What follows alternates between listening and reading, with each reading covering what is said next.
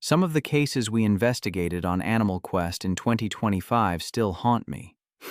The wildest, most intense moments of that year, they stay with you. One that I will never forget began on October 7th, 2016.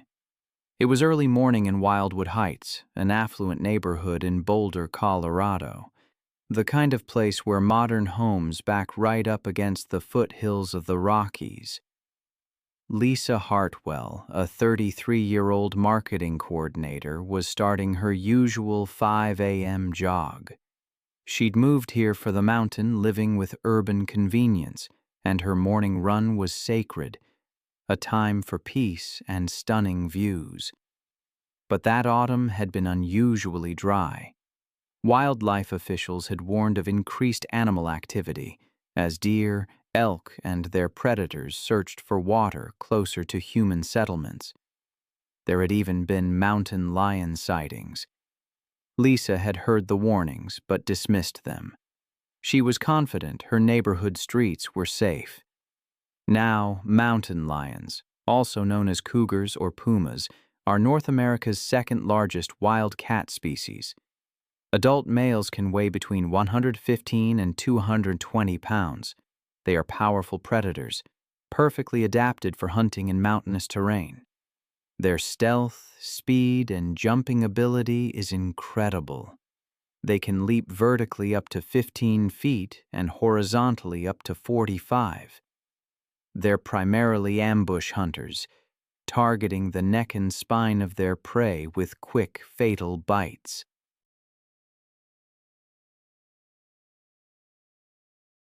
Unbeknownst to Lisa, as she jogged through the pre-dawn darkness, a 140-pound male mountain lion was stalking a mule deer through a drainage culvert beneath the street she was approaching.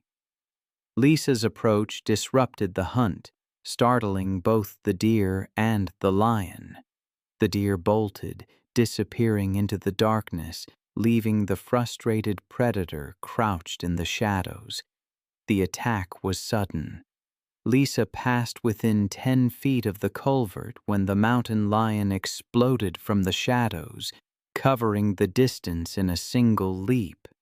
His paws struck her between the shoulder blades with devastating force, sending her crashing to the asphalt. Her screams were cut short as his jaws clamped down on the back of her neck, his canine teeth puncturing muscle and vertebrae. His claws raked across her back and shoulders, opening deep gashes. The 140-pound cat used his strength to drag her body down into the concrete culvert, seeking the protection of darkness while he fed. Lisa's body was recovered 3 hours later by police and wildlife personnel. The mountain lion had retreated further into the drainage network. She had died from massive trauma to her neck and spine. The investigation revealed she had inadvertently interrupted the mountain lion's hunt, triggering the attack. The mountain lion was tracked and euthanized the following day in the foothills above the neighborhood. Another case, which occurred August 19, 2017, involved Felicity Grant, who arrived at Boulder County Open Space.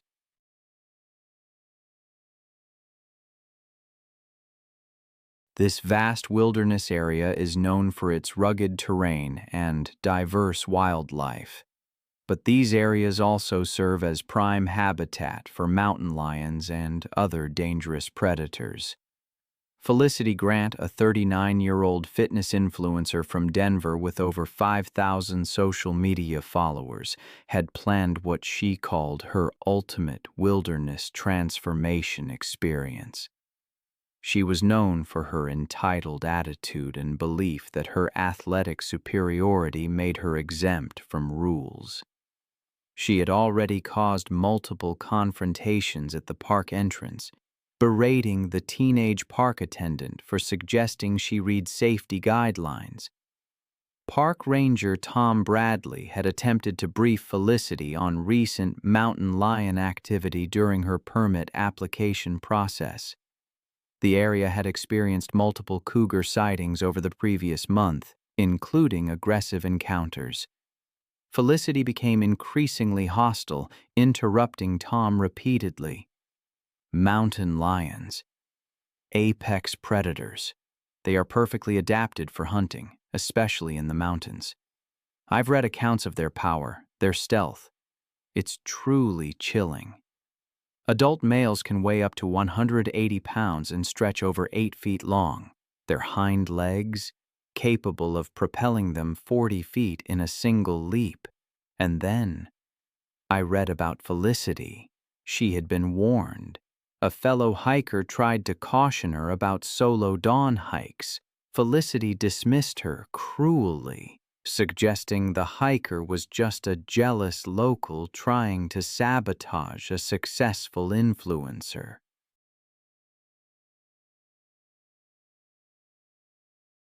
Felicity ignored trail close signs, tore down warning notices claiming she, as a taxpayer, had every right to use the public trails. She began her solo run at 5:30 a.m., choosing the pre-dawn hours to avoid other hikers. Noise-canceling headphones blasted electronic music. She carried a backpack filled with raw steaks for a post-workout meal. The combination was catastrophic. Her erratic running, heavy breathing, the scent of fresh meat, it created the perfect storm to attract a hunting mountain lion. A 140-pound male, already hunting in the area, detected the scent from over a mile away. It began tracking her through the forest. The cougar stalked her along the ridge, using rocks and trees to remain hidden. As Felicity rounded a bend, the mountain lion positioned itself on a large boulder about 15 feet above the path. Unaware, lost in her music and arrogance, Felicity passed below. The mountain lion launched itself in a devastating aerial attack. The 140-pound predator struck from behind with tremendous force. Claws raked down her back, front paws wrapped around her shoulders and neck. The mountain lion's 4-inch canine teeth found their target, clamping down on the back of Felicity's neck with surgical precision. Mountain lions kill their prey with a specific technique, targeting the cervical vertebrae. This one executed the attack with deadly efficiency. Its powerful jaws applied crushing press over 400 pounds per square inch directly to Felicity's spinal cord.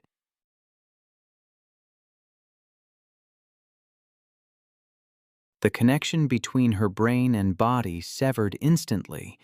The bite penetrated deep, fracturing the vertebrae, causing immediate paralysis.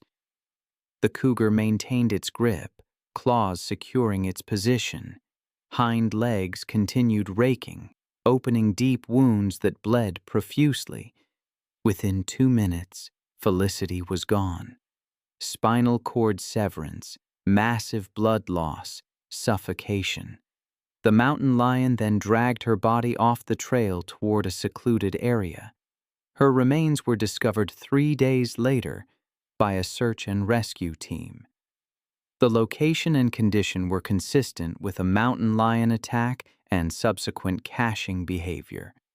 It's a chilling reminder of the respect nature demands.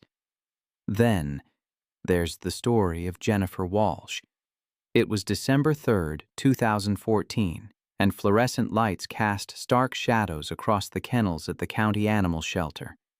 Jennifer, 25, and in veterinary school, moved between cages, believing every animal deserved a second chance. She volunteered on weekends, advocating for the shelter's most difficult cases.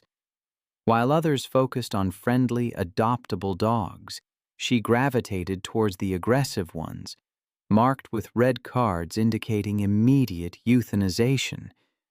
The dog that would cost Jennifer her life was Diesel, a 75-pound pit bull.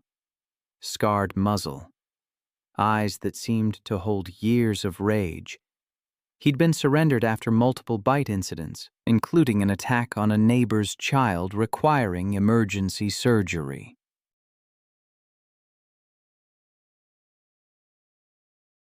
The behavioral assessment was decisive. Too dangerous for adoption. Scheduled for euthanization on Monday, Jennifer had been watching Diesel for 3 days, looking for signs of the gentle soul she believed existed beneath his aggressive exterior. She'd seen him pace, growl, destroy toys, but she'd also noticed what she interpreted as vulnerability. Moments when he pressed against the back wall, briefly softening when he thought no one was watching. The shelter's protocol was clear. Dogs like Diesel were never to be handled alone. Staff with years of experience and proper equipment were required for any interaction. But Jennifer had convinced herself that Diesel's aggression was fear-based, that he needed one-on-one attention. On that December afternoon, with most staff busy, Jennifer made the decision that would cost her her life. She approached Diesel. "I've read accounts of animal attacks that still haunt me. One, in particular, serves as a stark reminder that even the noblest intentions can't override an animal's fundamental nature. It was a case involving a dog named Diesel, a 75-pound canine marked for euthanization due to his aggressive tendencies." Jennifer, a volunteer, approached Diesel's kennel with a slip lead and the key to the isolation room, a small, windowless space meant for behavioral evaluations. Diesel's reaction was immediate. Lips pulled back, yellowed teeth bared, hackles raised, a low growl rumbling from his chest. Every inch of him screamed danger.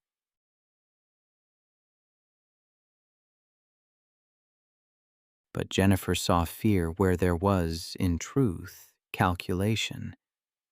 When the kennel door opened, Diesel seemed to assess Jennifer's position. A brief hesitation that gave her the confidence to slip the lead around his neck and guide him toward the isolation room. Once inside, she closed the door and removed the lead, thinking freedom would relax him. The room was small, just 8 by 10 feet, concrete walls, nothing but a metal folding chair. Safe, yes, but offering nowhere to run. For minutes, Diesel stood rigid, eyes locked on Jennifer. She sat in the chair talking to him gently, unaware she was being evaluated by a predator. The attack came when Jennifer stood and stepped toward Diesel, hand extended in what she meant as a peaceful gesture. But to Diesel, it was a threat. He launched across the room, his jaws targeting her throat with horrifying precision. Jennifer's scream was cut short as his teeth sank into her neck, crushing her windpipe and severing major blood vessels. His jaws locked with mechanical efficiency, bred for combat. Jennifer clawed desperately, but Diesel's grip was unbreakable. His powerful neck muscles tore through tissue and bone. Blood sprayed across the concrete walls as Jennifer's struggles weakened. The attack was swift, brutal, and utterly without mercy. Other volunteers, hearing the scream, rushed to the locked door. By the time they got inside, Jennifer lay motionless in a pool of blood.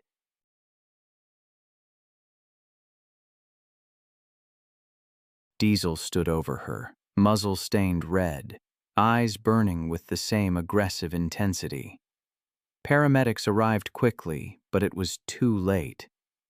Jennifer was pronounced dead at the scene.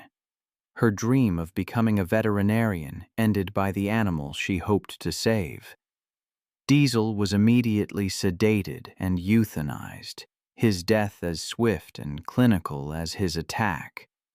The investigation revealed Jennifer had violated multiple safety protocols, ignored clear warning signs, and placed herself in a situation that professionals would have avoided. The shelter implemented new security measures. Jennifer's death became a cautionary tale in veterinary schools, a reminder that good intentions and academic knowledge are no substitute for experience and proper safety. Her family established a scholarship in her name, but for students studying wildlife conservation rather than domestic animal care. A final acknowledgement that some animals, no matter how much love they're shown, remain fundamentally dangerous. It was April 17, 2018.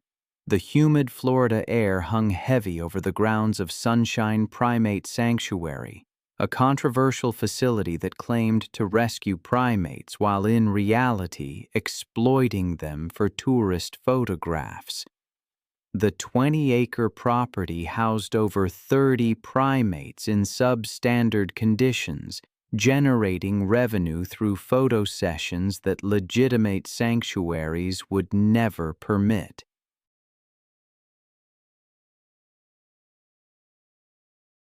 The afternoon sun beat down on concrete enclave where gorillas, chimpanzees, and other primates paced restlessly behind inadequate barriers.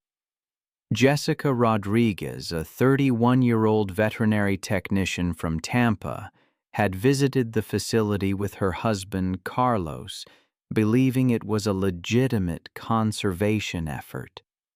Jessica had always been passionate about animal welfare, taking photos of animals throughout her career to document their care and recovery. Her genuine love for animals had driven her to pursue veterinary technology training, working nights to support herself through school. Jessica had dedicated her career to animal welfare, earning her veterinary technology degree through years of hard work and sacrifice.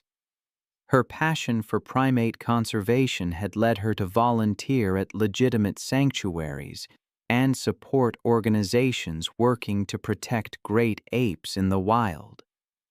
Jessica genuinely believed that her visit to Sunshine Primate Sanctuary would help promote conservation efforts through the photo she planned to take.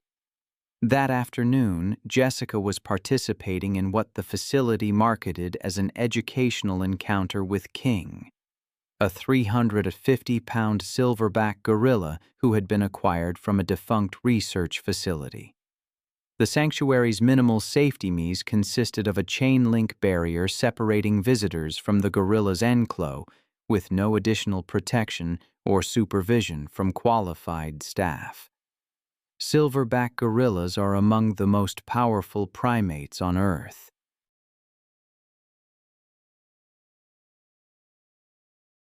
Adult males can weigh up to 400 pounds and possess the strength of 10 grown men.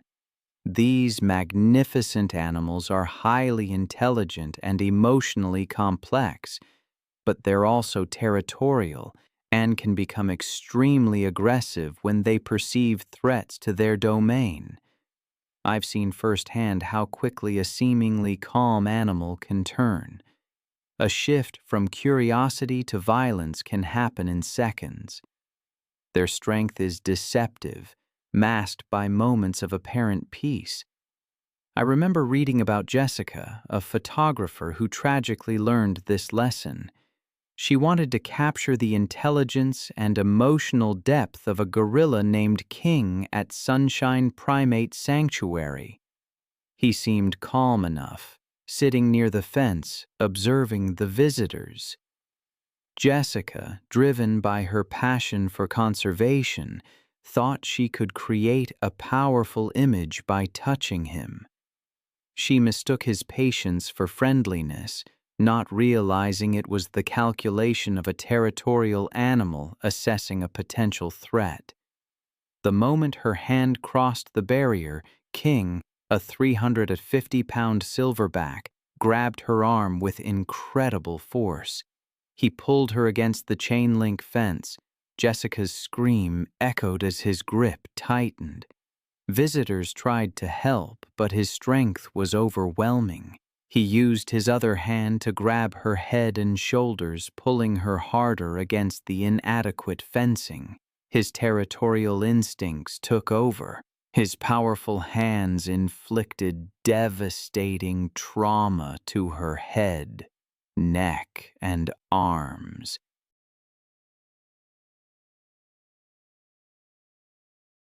Her attempts to escape only seemed to fuel his aggression. Soon, her movements weakened from blood loss and crushing injuries. King never loosened his grip. His fury focused on eliminating the perceived intrusion. Within minutes, Jessica's struggle ended. The gorilla held on to her lifeless body, displaying threatening behavior to anyone who approached. Emergency responders arrived, but it was too late. The investigation that followed revealed the truth. Sunshine Primate Sanctuary was an illegal roadside zoo, exploiting animals and visitors. It lacked adequate safety means and proper animal care. The facility was shut down, and the primates were relocated to legitimate sanctuaries.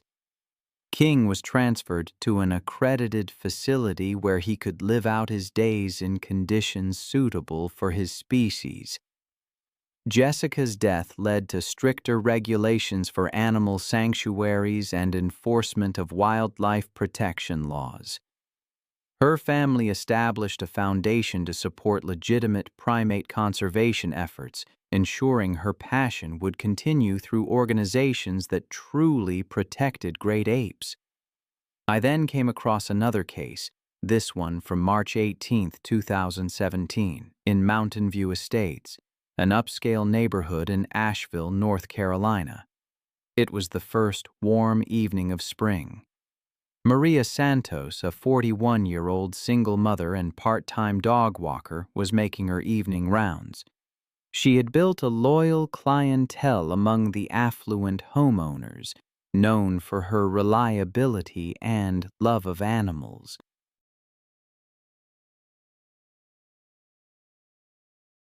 She often walked multiple dogs, sometimes up to 6, managing them with care. Her income supplemented her day job at a local veterinary clinic, helping her support her teenage daughter. The Mountain View Estates development had been built in pristine mountain forest, with builders required to preserve trees and wildlife corridors. But recent construction had disrupted animal movement patterns, forcing bears, deer, and other wildlife to seek new routes through residential areas. The North Carolina Wildlife Resources Commission had warned about increased bear activity, especially as animals emerged from hibernation. Maria was aware of these warnings, but had never encountered any dangerous animals during her walks.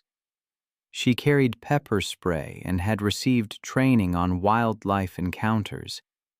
On this particular evening, she was walking 3 large dogs, 2 German shepherds and a golden retriever, when she noticed unusual activity near some garbage cans. I knew that black bears are common in North America, with adult females typically weighing between 200 and 400 pounds, and mother bears with cubs are extremely protective, ready to attack any perceived threat to their offspring. I've seen the aftermath of bear attacks, the sheer devastation they can inflict. Bears, you see, have an excellent sense of smell, and residential areas often draw them in with the promise of garbage, pet food, and other easy meals.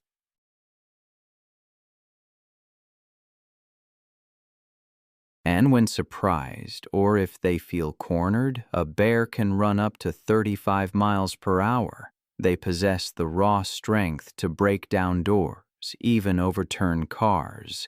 Those claws and teeth? They're capable of inflicting devastating injuries, especially if you happen to threaten their cubs or their territory.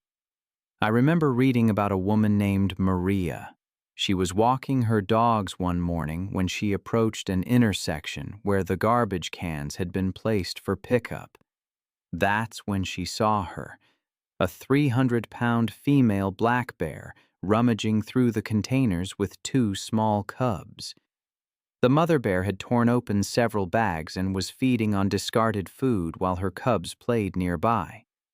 Maria, to her credit, immediately recognized the danger and started backing away slowly, but then her three dogs, agitated by the bears, started barking. That triggered the mother bear's protective instincts. She perceived the barking as a direct threat to her cubs. Rising to her full height, she began making aggressive vocalizations, positioning herself between the dogs and her offspring. Maria tried to control her excited animals and retreat, but the dogs continued barking and lunging, escalating the situation. The 300-pound mother bear charged toward Maria and the dogs with explosive speed, covering the 30 yards between them in mere seconds. Maria, attempting to run while holding 3 leashes, became entangled and fell hard onto the asphalt street.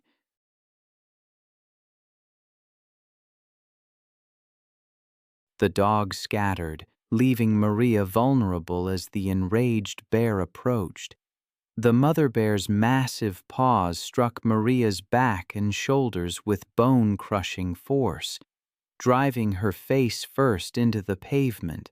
Her weight pinned Maria to the ground. The bear's powerful jaws clamped down on Maria's head and neck, her teeth puncturing through skull bone and severing vital arteries. Maria's attempts to protect herself were futile against an animal possessing several times her strength and weight. The bear's razor-sharp claws raked across Maria's torso and limbs, each swipe opening deep gashes that caused massive blood loss and tissue damage. The attack was methodical, brutal, driven by maternal instincts to eliminate any perceived threat to her cubs' safety. Maria's struggles grew weaker as trauma and blood loss overwhelmed her system. Residents in nearby homes, hearing the commotion, called 911 while attempting to scare the bear away with loud noises and bright lights. Eventually, the mother bear retreated with her cubs toward the forest, leaving Maria motionless on the street.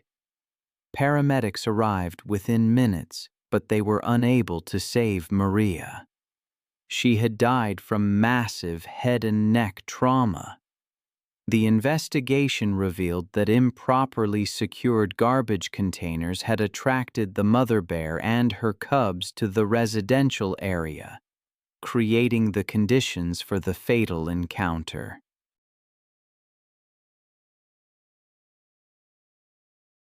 Wildlife officials determined that the bear had been acting defensively to protect her offspring and was not exhibiting abnormally aggressive behavior. The mother bear and cubs were successfully relocated to a remote mountain area, far away from human populations. Maria's death prompted immediate changes to the waste management protocols of the Mountain View estates, including the installation of bear-proof garbage containers and new guidelines for refuge.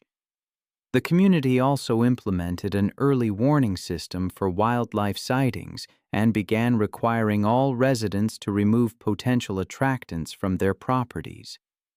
Then there's the story of Rebecca Martinez. It was October 15, 2016, and the Georgia sun was setting over Rebecca's 10-acre property, casting long shadows across a maze of makeshift kennels and chain-link runs. The constant barking that echoed across the land had become the soundtrack of her life. 40 rescue dogs, each one carrying the scars of abuse, neglect, or abandonment. At 34, Rebecca had spent 8 years building her unofficial sanctuary, taking in the dogs that other shelters wouldn't touch. The aggressive ones, the biters, the animals marked for immediate euthanization. Her recent divorce had left her financially strained and emotionally isolated, with only her dogs for company on the remote property.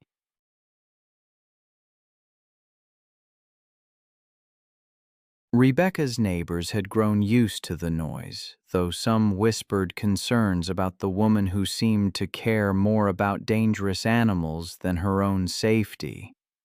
She rarely left the property anymore, moving between enclos with hands scarred from countless bites, badges of honor in her mind. Friends who still visited noticed the changes in Rebecca over the months. She'd grown thinner, more withdrawn, speaking more about her dogs than anything else. Her ex-husband had tried to warn her about the dangers, but Rebecca dismissed his concerns as jealousy over her dedication. The local veterinarian had stopped making house calls after one of the dogs lunged at him through a fence gap, requiring stitches on his forearm. Even the feed delivery drivers had begun leaving supplies at the gate rather than approaching the main compound.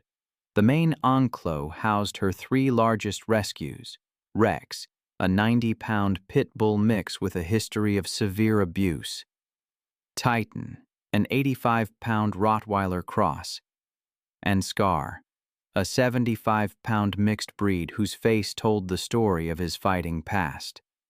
What Rebecca didn't realize was that these three had been forming an alliance over the past few weeks, establishing a hierarchy that put them at odds with anyone who came between them and their food. The warning signs had been there for anyone trained to recognize them. The three dogs had begun sleeping closer together, sharing food bowls and displaying coordinated territorial behavior when other dogs approached.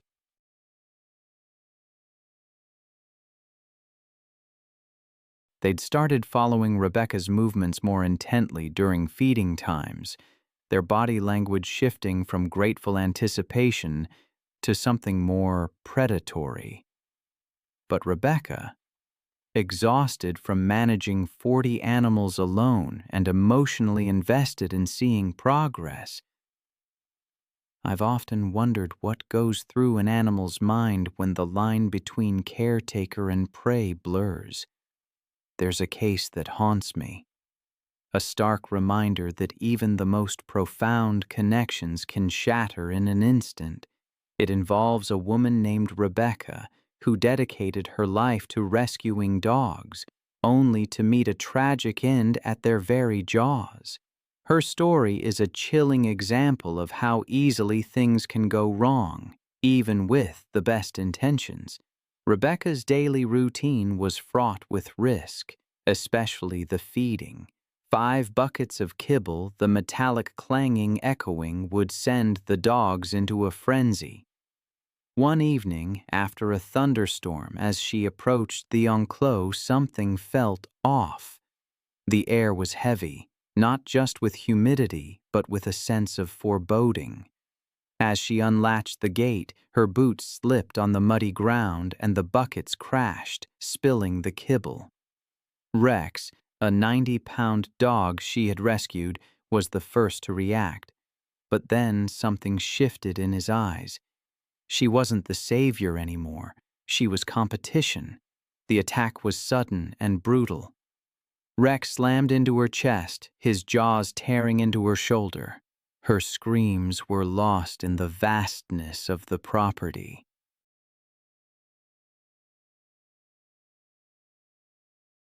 Titan and Scar, the other 2 dogs, joined in, their pack instincts overwhelming any sense of rehabilitation.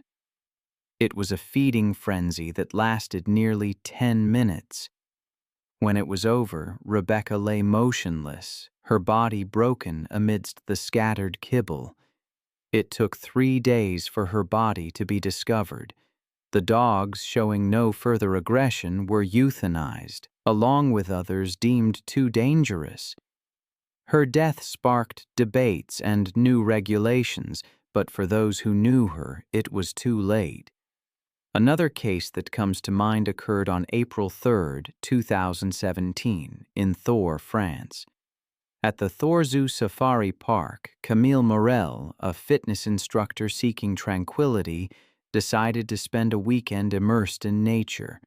She booked a chalet overlooking the wolf sector, trusting in the park's safety measures. Her routine was simple: a 2-mile jog before breakfast. But that morning, a series of unfortunate events had aligned. I find myself often thinking about the jogger, Camille, and the terrible series of misjudgments that led to her death. She'd entered the wolf enclosure unknowingly, thinking it was part of a safe loop. By the time the zookeeper saw her from the tower, it was too late. He radioed, shouted, but the wolves were already moving. At first, they didn't charge. They emerged from the trees, low to the ground, tails stiff, heads aligned. Camille slowed, confused, thinking the barrier must be nearby. But when they began advancing in that slow, deliberate arc, she froze.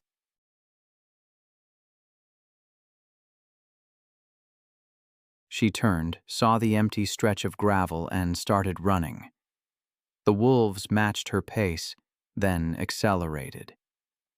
She glanced back once, the zookeeper saw. Near a drainage trench, her foot caught on the uneven gravel, and she fell hard. Before she could get up, the lead wolf clamped down on her right thigh, pulling backward. Another lunged at her shoulder. Her scream carried across the enclosure. The zookeeper sounded the alarm, radioed the rangers. They arrived in under 10 minutes, within normal range, they said, but it was too late. 2 more wolves had joined, surrounding her as she tried to crawl toward the ditch. The lead wolf released and re-gripped higher, its teeth sinking into her hip. She struck out, scraping the gravel, trying to push herself forward, but one of the animals bit into her arm, shaking until it tore free. Within moments, she was on her back, thrashing as the pack pulled from opposite sides. She kicked weakly once more, then went still. The rangers found the wolves clustered over her body, heads low and jaws working. Warning shots sent them scattering. Camille lay on her side, clothing torn, deep bites from shoulder to thigh. No pulse. They covered her with a thermal blanket. The autopsy confirmed death by exsanguination, massive blood loss due to multiple deep lacerations, and crushing trauma to the limbs. Her family filed a lawsuit alleging gross negligence. They settled quietly after a year.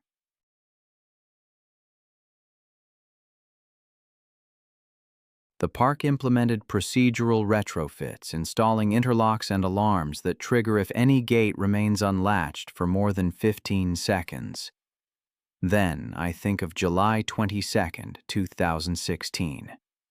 The scorching Oklahoma sun beat down on the dusty grounds of Wild Art Big Hat Sanctuary, a privately owned facility nestled among rolling hills about 30 miles outside Tulsa. The 50-acre property housed over 20 rescued lions, tigers, and other exotic cats in a collection of chain-link enclosures that stretched across the rural landscape.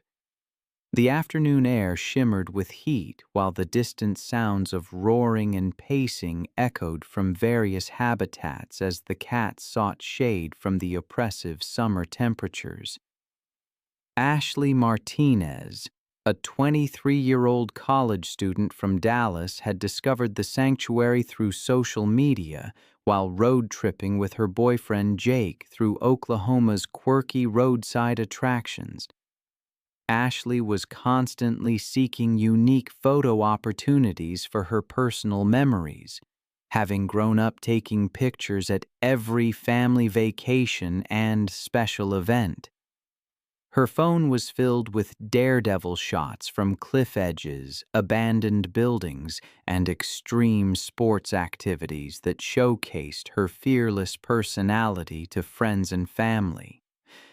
Ashley had grown up in suburban Dallas as the youngest of three sisters, developing a competitive streak that drove her to constantly push boundaries and seek attention through increasingly dramatic stunts.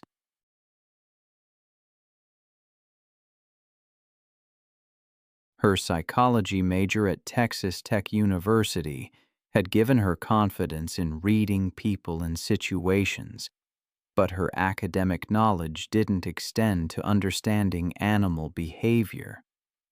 That afternoon, Ashley and Jacob paid the sanctuary's fee for a close encounter experience that promised visitors the chance to observe big cats during feeding demonstrations and educational presentations. The facility operated in a legal gray area, offering interactions that legitimate zoos and accredited sanctuaries would never permit. African lions are apex predators that retain all their wild instincts regardless of human contact or hand-rearing. Adult males can weigh up to 420 pounds and possess incredible strength, speed, and territorial behaviors that make them extremely dangerous in captivity. Lions are social animals with complex hierarchies, but they view humans as either threats to be eliminated or prey to be consumed. Their powerful jaws can deliver bite forces exceeding 650 pounds per square inch, while their razor-sharp claws can inflict fatal wounds with ease. I've seen photos that capture the last seconds of a person's life. You can see the joy, the confidence, the utter unawareness of what's about to happen. In one of those photos, a young woman named Ashley thought she was just getting a selfie. Ashley was visiting a sanctuary, excited to see the animals. The highlight was Caesar, a 400-pound African lion who seemed remarkably calm.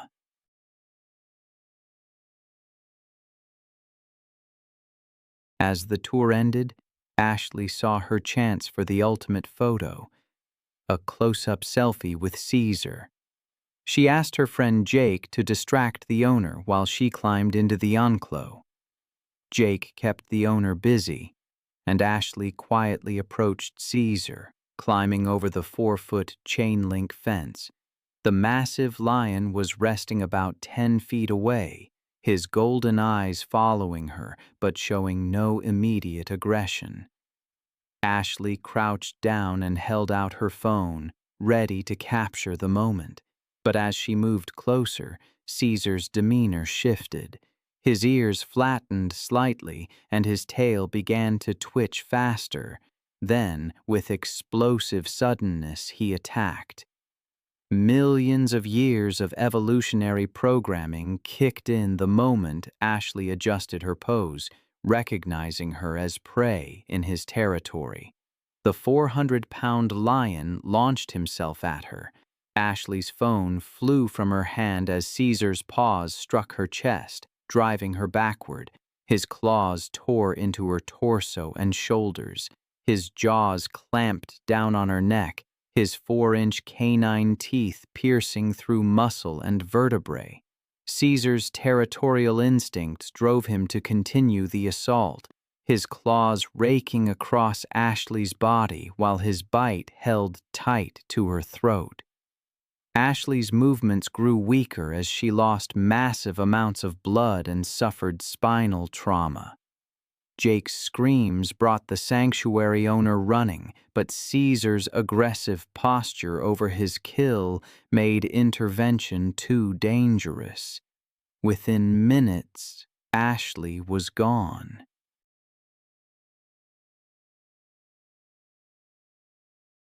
Emergency responders arrived within 30 minutes, but it was too late. The investigation revealed that the facility lacked proper permits and insurance, violating safety regulations. Caesar was relocated to an accredited sanctuary. Ashley's death devastated her family and led to stricter regulations for exotic animal facilities. Then there was Giovanni Russo. It was May 21, 2018, in Gran Paradiso National Park, northern Italy. A small expedition of 4 had finished dinner, leaving one storage bag unsealed near the cooking area. Giovanni, 38, had worked these slopes for over a decade. He was a certified alpine guide. He and his wife, Elena, led small trekking tours. Giovanni was known for being practical, knowing when to turn back and when to press on. He'd grown up in Aosta and spent most of his life navigating these valleys. The Grand Paradiso region had become a focus for conservation. Wolves had returned after decades of absence. Giovanni saw himself as part of the balance between humans and wildlife. His guiding company specialized in remote routes with minimal disturbance. He often told clients that predators avoided people. The trek that weekend was routine, a mile descent to a campsite near the meadow of Almani. His clients, a pair of hikers from Milan, trusted him completely. That night, someone left a pack of trail mix open near the fire pit, and dinner scraps were tossed nearby. Wolves in this region averaged 60 to 70 pounds with lean gray coats.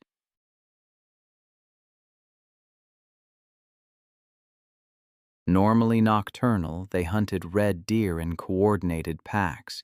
But recently, rangers had seen younger wolves venturing closer to human camps, especially when food was accessible. Just before dawn, around 4 a.m., Elena woke to soft rustling near the cooking area, then a faint, uncertain growl. She thought it was a fox until she saw silhouettes clustered around the fire pit where the torn food bag lay open. She whispered for Giovanni, who grabbed his flashlight and stepped outside alone, walking toward the food zone. The beam of his flashlight caught 3 wolves standing over scattered wrappers and crumbs. He shouted and waved his light, but they didn't scatter. One stepped forward, hackles raised, paws firm on the ground. Giovanni shouted again, clapping his hands as he closed the distance. The older female lunged, nipping at his forearm in a defensive snap. Giovanni jerked back, but a younger one followed through, clamping down near his elbow. The bite struck deep, severing tissue. He fell backward, blood pulsing from his injuries. The wolves held their ground, circling the dropped food bag. Elena tore from the tent with a burning stick from the fire pit. I've always found it unsettling how quickly nature can turn against us. A moment of peace, a flash of beauty, and then oblivion. I remember reading the report about Giovanni. He was on a guided tour, and a wolf attack ended his life. He collapsed, the ground stained crimson around him.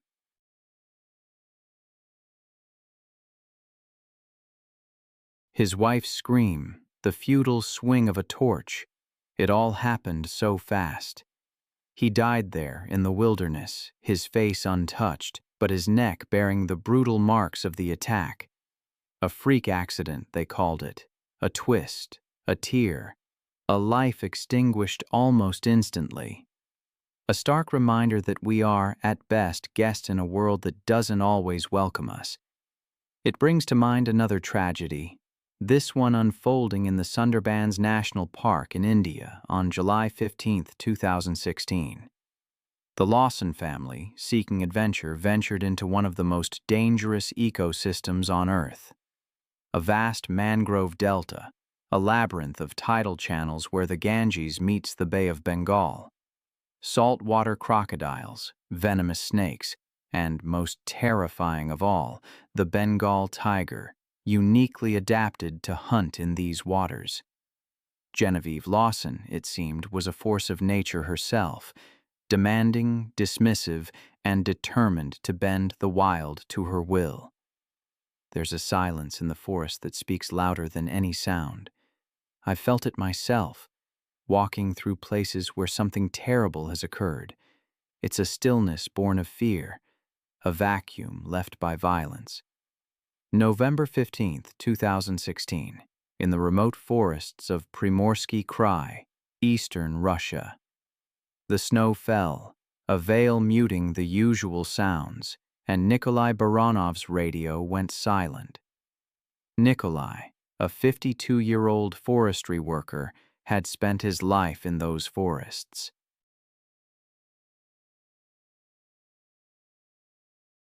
His job was to patrol the buffer zones near the Cody Allen Mountains, monitoring traps, logging boundaries, and poaching activity.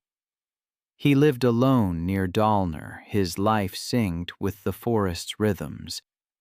That week he was surveying a hunting reserve after reports of wolves nearing villages. He rode out on his snowmobile before dawn, a bag packed with essentials. His colleagues said he preferred working alone, claiming a second engine scared off wildlife. That day's assignment was simple: document animal tracks after the first full snow. Wolves had been increasingly active, driven from higher ground by a collapse in wild boar numbers. They could travel up to 20 miles in a night, driven by hunger across the frozen ground. Their diets shifted with the seasons: deer in autumn, carrion, smaller mammals. But in the hard months of winter, when prey vanished beneath ice and snow, instinct could blur into desperation. Locals warned of animals following sled trails at dusk, warnings Nikolai heard but didn't heed. He checked his flare gun but left his rifle behind, citing its weight. By noon, the weather shifted quickly, with gusting snow and dropping visibility. His supervisor's radio attempts went unanswered, likely due to battery failure in the cold. When evening came and Nikolai still hadn't returned, Yevgen, a neighboring ranger and longtime friend, prepared to follow his route before dark.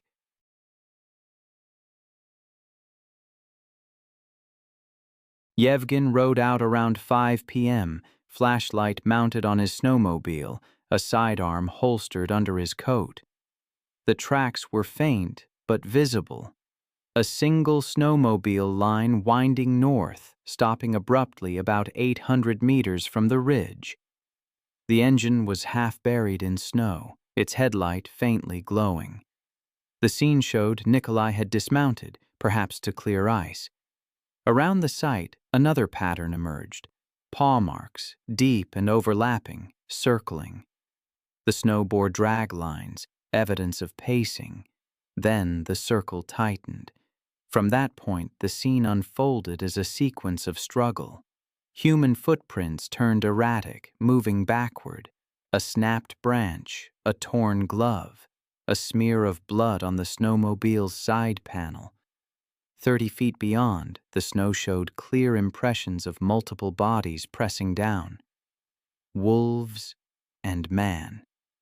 The wolves had likely approached silently, using the cover of snowfall and wind. Initial bites were to the legs, pulling him down. Blood spray against nearby birch bark indicated arterial injury. As the attack progressed, evidence suggested coordinated movement. Bite patterns indicated restraint from multiple angles. His jacket was shredded along the spine, showing where one animal had clamped onto his back while another tore at the neck. Boot prints ended mid-stride, replaced by drag marks. Yevgen followed them cautiously, revolver drawn. The forest was unnervingly still. He found the body 30 meters downhill near a frozen stream.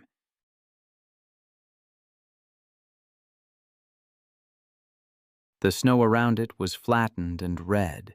The wolves had likely fed briefly before retreating. Later investigations showed prints from at least 4 individuals, 2 adults, 2 juveniles. Yevgen radioed the base immediately. It took nearly an hour for a snow vehicle to arrive. The men lifted the body onto a tarp, careful not to disturb the bite patterns for analysis. The stench of blood lingered even in the cold. The pack didn't return, but distant howls echoed as the rescuers secured the area. Nikolai's remains were taken to Dalner for examination. The autopsy confirmed catastrophic blood loss with multiple punctures to major vessels and crushing trauma to the neck vertebrae, consistent with a fatal bite. The time of death was estimated shortly after the onset of the attack. The official report listed predatory behavior exacerbated by winter scarcity. Specialists noted that 2016 saw an unusual decline in prey density across the region. The incident received a single mention on regional news framed as a tragic encounter during severe weather. There was no footage, only photographs from the recovery team that were never released publicly. There are creatures in this world that have remained virtually unchanged for over 200 million years. Perfectly adapted ambush hunters, masters of aquatic environments. Adult males can reach lengths of 14 feet and weights exceeding 1,000 lbs. Their jaw muscles capable of exerting over 3,000 lb of press per square inch.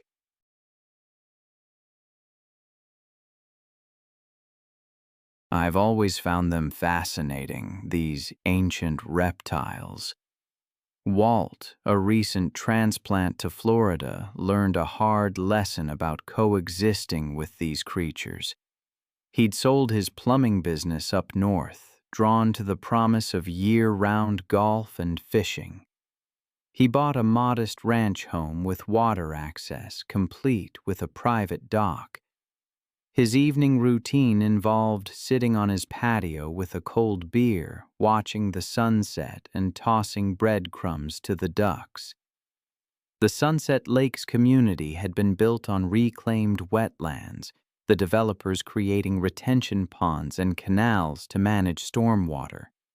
These waterways connected to natural creek systems that flowed into Tampa Bay, allowing wildlife to move freely. Recent heavy rains had raised water levels, bringing increased wildlife activity.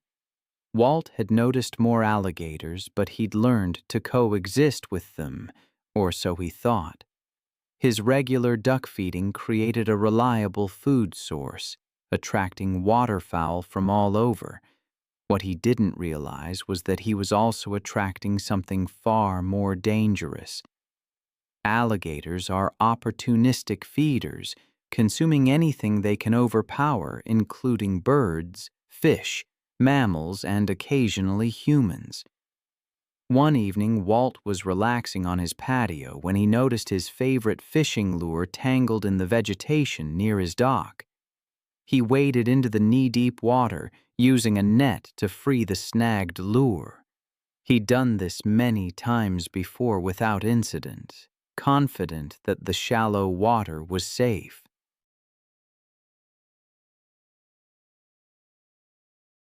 He was wrong. The attack came from directly beneath him.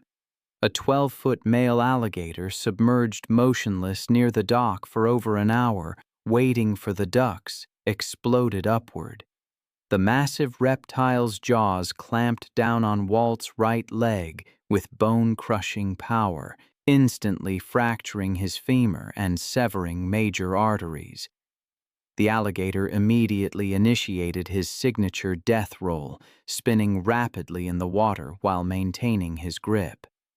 The violent rotation dislocated Walt's hip and pulled him fully into the canal. The alligator dragged him toward the deeper center, where its superior swimming ability made escape impossible. Within minutes, Walt's movements ceased. drowned, and lost a massive amount of blood. Emergency responders arrived within 10 minutes, but the alligator had already retreated to the deeper water with Walt's body. Police and wildlife officers worked through the night to locate and capture the reptile, safely extracting both the alligator and Walt's remains. The investigation revealed that Walt's regular duck feeding had inadvertently attracted the large alligator, creating a dangerous situation that culminated in the fatal attack. Walt's death prompted immediate changes to the community's water safety protocols, including the installation of warning signs around all retention ponds and canals.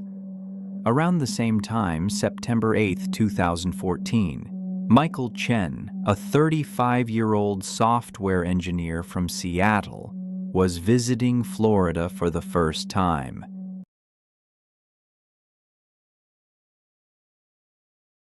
He was on a cross-country road trip to celebrate his recent promotion. Michael had always been fascinated by technology and outdoor adventure, spending his weekends hiking in the Pacific Northwest mountains. His engineering background gave him confidence in analyzing risks, but his experience with dangerous wildlife was limited. He'd grown up in urban Seattle, developing his love of nature through weekend camping trips. His methodical approach to problem-solving had made him successful, but it had also given him perhaps too much confidence in his ability to assess and manage dangerous situations. He enjoyed taking photos of his travels to share with his family and friends back home. That afternoon, Michael had joined a small group airboat tour that promised close encounters with alligators and other Everglades wildlife. The tour guide, a weathered Floridian with decades of swamp experience, had repeatedly warned passengers to remain seated and keep their hands inside the boat at all times. I'll never forget reading about the alligator's bite. Over 3,000 pounds of pres per square inch, it's a force almost impossible to imagine, and they can launch themselves partially out of the water with explosive force. That image came back to me as I read about Michael on an airboat tour, photographing a massive alligator sunning itself on a mud bank.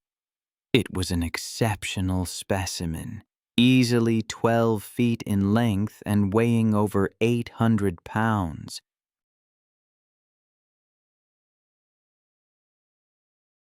Michael, excited to capture images of such an impressive animal, leaned farther over the boat's edge to get closer shots. That's when his phone slipped, falling toward the dark water. Without thinking, he lunged forward, desperately trying to catch his device before it disappeared into the swamp. The alligator, which had been patiently monitoring the boat, saw Michael's sudden movement as an attack. The 800-pound reptile exploded from the mudbank with terrifying speed, its powerful tail propelling it through the water like a missile aimed directly at Michael's exposed position. The alligator's jaws clamped down on Michael's outstretched arm with bone-crushing force. His scream of shock and pain echoed across the swamp as the reptile's momentum pulled him completely over the side of the airboat and into the murky water. The tour guide and other passengers grabbed desperately at Michael's legs, trying to pull him back into the boat while the alligator maintained its grip. The alligator immediately began its signature death roll, spinning rapidly in the water while maintaining its devastating grip. Michael's struggles grew weaker as the combination of massive blood loss, crushing injuries, and drowning overwhelmed his body. The alligator's grip never loosened. Within minutes, Michael's movement ceased. The alligator dragged his body into deeper water, where it disappeared beneath the surface with its kill.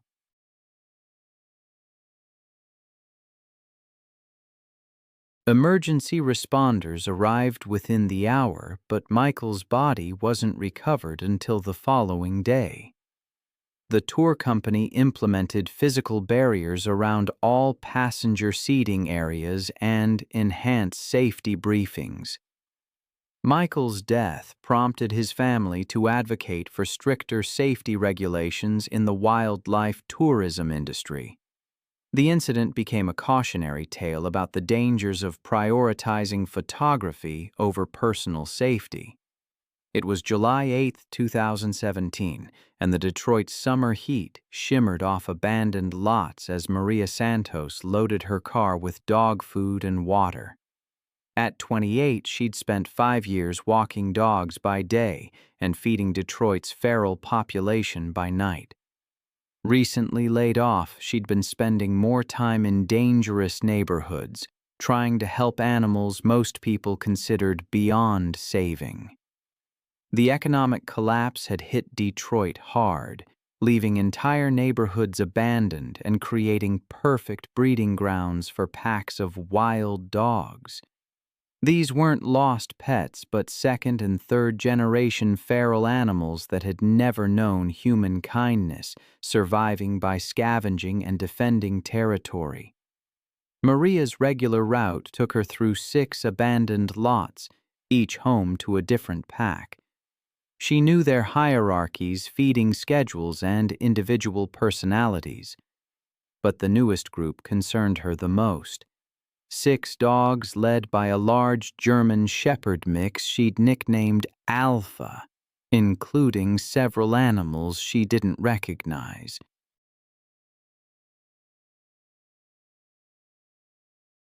This pack was hungrier, more aggressive, and less predictable than the others, but Maria's compassion overruled her caution. As twilight settled over the abandoned neighborhood, Maria parked near the lot where Alpha's pack had made their home. The area was a wasteland of broken concrete and waist-high weeds, perfect cover for animals that had learned to hunt and hide. Maria had been feeding this pack for 3 weeks, always maintaining a safe distance. But that night felt different. The dogs seemed more agitated, their movements more coordinated, their attention more focused on her than the food. What she didn't realize was that pack dynamics had shifted with the addition of 3 new dogs, animals that saw humans not as providers, but as competitors.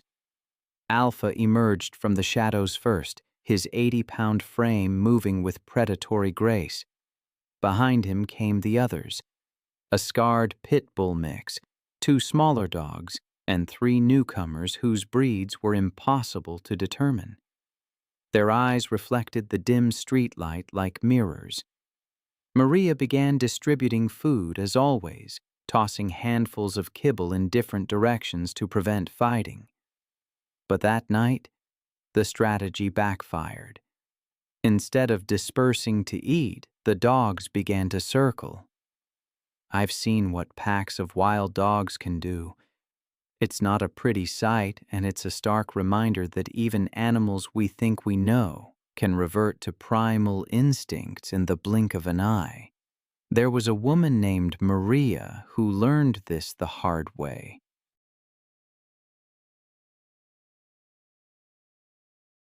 She had been feeding a pack of 6 stray dogs in an abandoned neighborhood. But one day when 2 of the smaller dogs started fighting over food, she stepped in to break it up.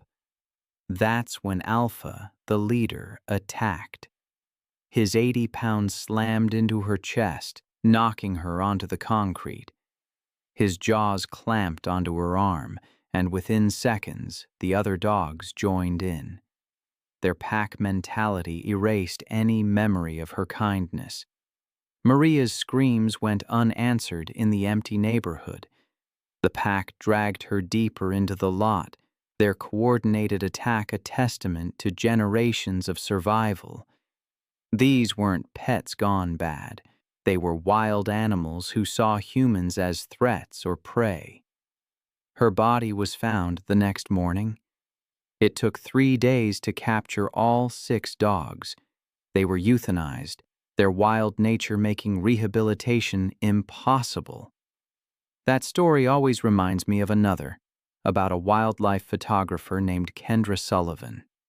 It was September 8, 2015, when she arrived at the Namba Island Chimpanzee Sanctuary in Uganda. This sanctuary was a refuge for orphaned and rescued chimpanzees, a 100-acre forested island on Lake Victoria. Kendra, a 35-year-old from Portland, had been commissioned to document the rehabilitation work.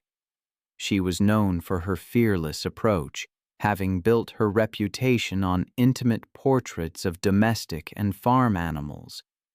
Her experience with horses, cattle, and even aggressive bulls led her to believe she understood animal behavior, that it transcended species.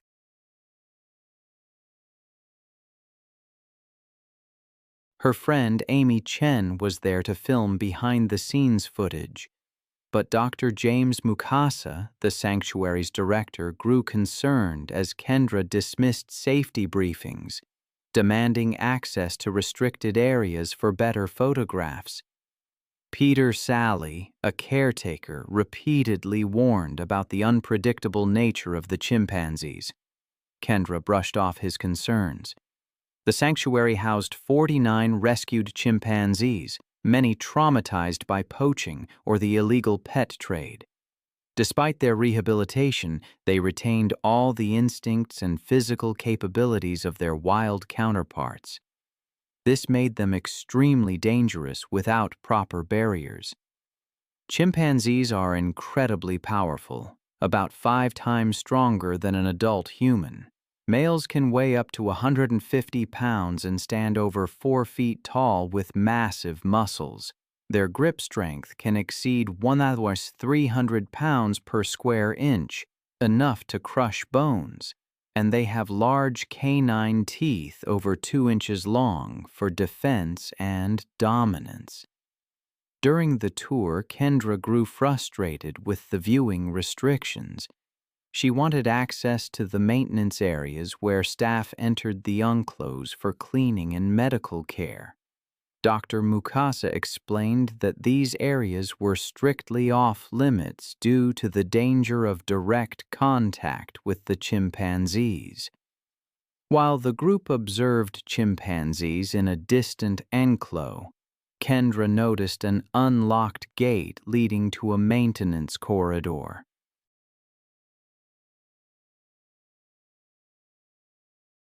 Despite the warnings, she slipped away, believing her experience with domestic animals had prepared her for anything. The maintenance area brought Kendra within direct reach of Bozo, the sanctuary's dominant male. He weighed 150 pounds and had been rescued as an infant 15 years earlier. Bozo had shown aggression toward unfamiliar humans and was considered one of the most dangerous animals in the facility. He was resting near the barrier when he detected Kendra's presence. Chimpanzees are territorial and view unfamiliar humans as potential threats. Bozo immediately became agitated by Kendra's intrusion. When she approached the barrier and raised her camera, Bozo interpreted it as a direct challenge to his dominance. His response was immediate. He lunged forward and grabbed Kendra's extended arm with crushing force. There's something uniquely chilling about animal attacks, isn't there? The sheer, raw power of nature turned against us. I remember reading about a chimpanzee named Bozo, and the details have stayed with me. He was a powerful animal, and during one incident he exerted a force of 300 pounds per square inch, immediately fracturing the bones in a woman's forearm. He instinctively targeted her face and neck, his canine teeth over 2 inches long and razor-sharp, tearing into her. The attack lasted nearly 2 minutes. His jaws crushed facial bones, tearing away large sections of skin and muscle. Major blood vessels were severed, causing massive bleeding.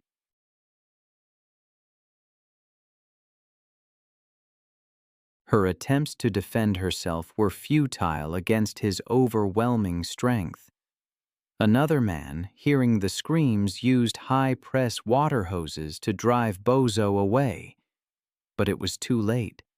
The woman, named Kendra, died from hypovolemic shock and facial trauma before emergency services could reach her. Reading about that investigation, the security failures that allowed visitor access to restricted areas, it's a stark reminder of the respect we owe these powerful creatures. Then there's the story of David and Jeff, out in Saskatchewan on February 9, 2014. It was a seemingly routine trip into the boreal forest, a place David knew well from his wildlife photography. His cousin Jeff often joined him to retrieve SD cards from trail cams. They'd grown up hunting and fishing together. That day, they were checking cameras near Wascue Lake. They'd heard distant howls before, but David believed wolves avoided humans. The plan was simple: a snowmobile ride, a short hike, and back before dusk. They were aware of the local wolves, typically gray animals averaging about 90 pounds, moving in coordinated packs. Under normal conditions, the wolves avoided people, focusing on deer and moose. The men dressed warmly and carried a single red flare for safety. By mid-morning, they'd parked their snowmobile and were walking through the snow. They reached the first camera, swapped the SD card, and everything seemed normal. But around 10:15, as they crossed a creek, Jeff slipped on the ice.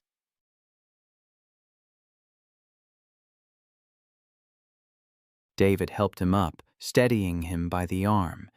That's when they noticed movement among the tree line. The animals stood still, their eyes catching the light. Jeff shouted and waved his arms, trying to scare them off, but the wolves didn't run. Unbeknownst to the men, a freshly killed deer lay hidden in the snow nearby. The pack was food-stressed, defending their kill rather than hunting. They began to fan out slowly, forming a semicircle. David tried to reassure Jeff, saying the wolves were just curious that noise would drive them away. But even as he spoke, one of the wolves lowered its head and started advancing. The men began backing up the slope toward their snowmobile, moving quickly but without turning. The wolves followed, quiet and steady. Then the first lunge came. I still think about that case in Saskatchewan sometimes. The flare hissed and Jeff swung it, forcing the wolves back just long enough. But it wasn't enough. He'd pressed on his cousin's wound, but it was too deep. Within a minute, the movement stopped. Jeff used his phone to call for help, and miraculously, a faint signal reached a nearby ranger station. Authorities arrived about 40 minutes later by snowmobile. They found Jeff sitting beside the body, shaking uncontrollably. Wolf tracks surrounded the site in a broad ring, drag marks leading back toward the tree line and the cached deer carcass.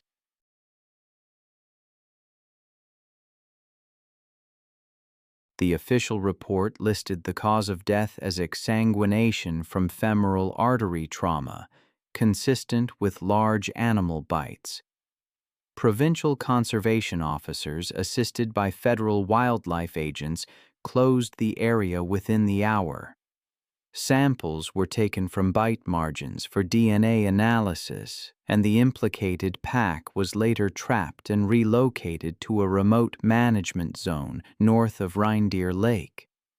Wildlife biologists suggested the wolves had been defending a food cache, not actively hunting, but the distinction mattered little to those who saw the aftermath.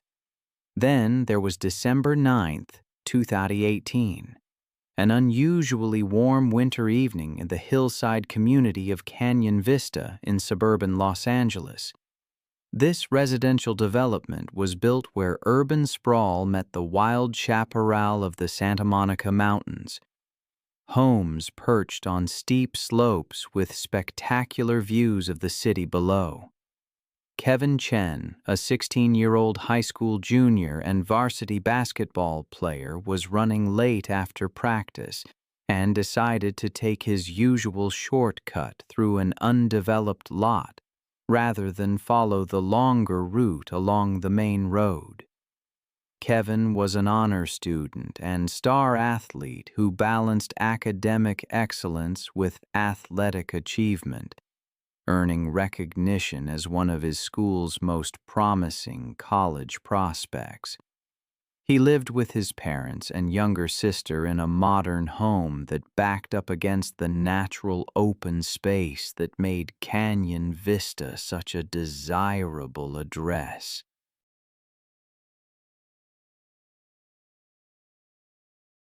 Kevin often used the informal trails and vacant lots to move quickly between his home and school, a practice that had never caused any problems during his 4 years in the neighborhood.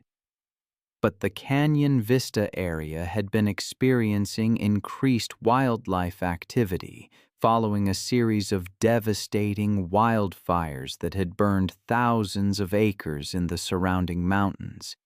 The fires had displaced numerous predators, forcing them to seek new territory and food sources in areas they had previously avoided. Local authorities had issued warnings about mountain lion sightings in residential areas, but most residents viewed these as routine precautions rather than serious threats. Kevin was aware of the wildlife warnings but had never encountered any dangerous animals during his frequent use of the neighborhood's informal trail system. He carried his basketball gear in a backpack and typically moved quickly through the undeveloped areas, confident that his familiarity with the terrain and his athletic ability would keep him safe from any potential threats. Mountain lions are solitary predators that require large territories to support their hunting needs, with adult males controlling ranges of up to 100 square miles. Juvenile males are particularly dangerous as they establish new territories, often displaying more aggressive behavior than experienced adults.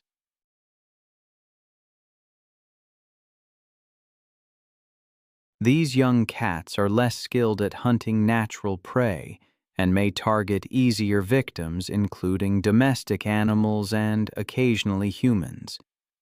Mountain lions are capable of incredible stealth and can stalk prey for extended periods before launching surprise attacks from close range. As Kevin jogged through the overgrown vacant lot, he was unaware that an 80 lb juvenile male mountain lion had been using the area as a hunting ground for domestic cats and small dogs that wandered from nearby homes.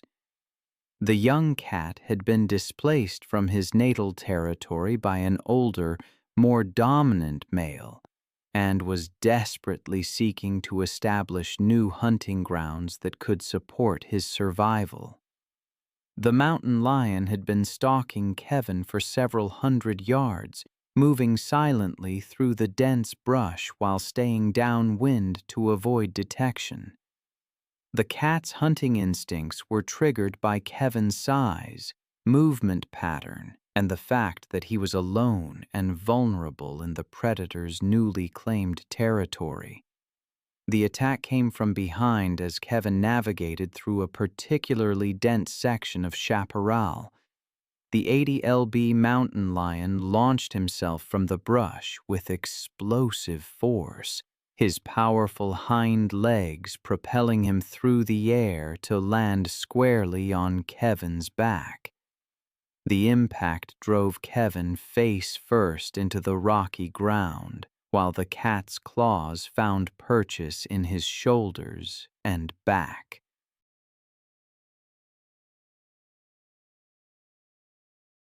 The mountain lion's jaws clamped down on the back of Kevin's neck, his 4 canine teeth puncturing through muscle and vertebrae, while his bite force targeted the spinal cord. Kevin's attempts to fight back with his backpack proved futile against the cat's superior strength and positioning. The mountain lion's razor-sharp claws raked across Kevin's shoulders and torso, each swipe opening deep gashes that caused massive blood loss. Kevin's screams for help echoed through the hillside community, alerting residents in nearby homes to the emergency unfolding in the vacant lot. Several homeowners called 911 while attempting to locate the source of the disturbance, but the dense vegetation made it difficult to pinpoint Kevin's exact location. The mountain lion continued his attack for several minutes, driven by predatory instincts and the stress of establishing new territory. Police and paramedics arrived within 10 minutes of the first 911 call, using Kevin's continued cries for help to locate him in the brush. I've always been drawn to the intersection of humanity and the wild, the places where our constructed world bumps up against the raw power of nature. Sometimes that meeting is tragic. A young man named Kevin lost his life after being attacked by a mountain lion displaced by wildfires. It was a stark reminder that even as we build our homes, we share the land with creatures whose lives are just as vital, just as complex as our own. It was November 3rd, 2015.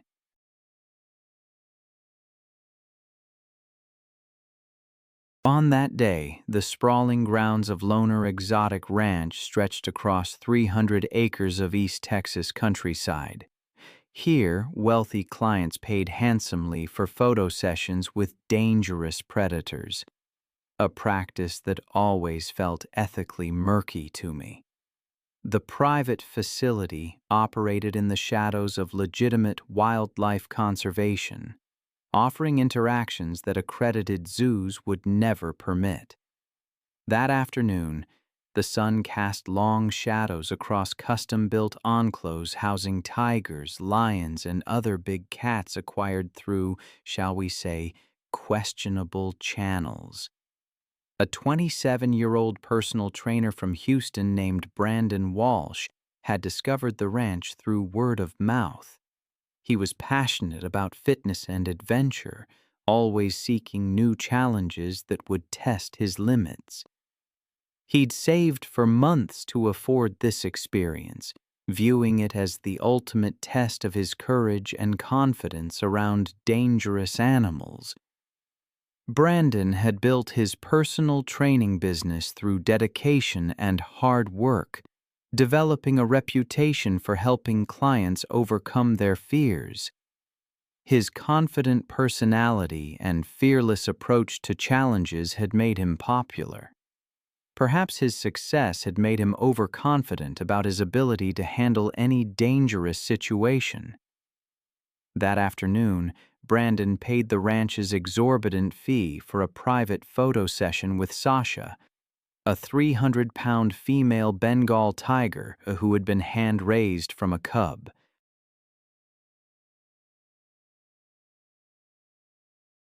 The ranch owner, a former circus trainer with decades of experience handling big cats, agreed to supervise the session while repeatedly emphasizing the extreme dangers involved. Bengal tigers are among the world's most powerful predators. Adult females weighing up to 350 pounds and possessing incredible strength, speed, and hunting instincts that remain sharp regardless of human contact. These magnificent cats are solitary, territorial animals that can become extremely aggressive when their personal space is violated.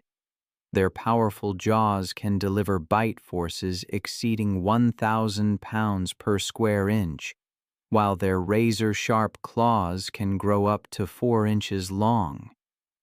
The photo session began with Brandon positioned outside Sasha's enclosure, capturing dramatic shots of himself posed near the massive predator while maintaining the safety barrier between them.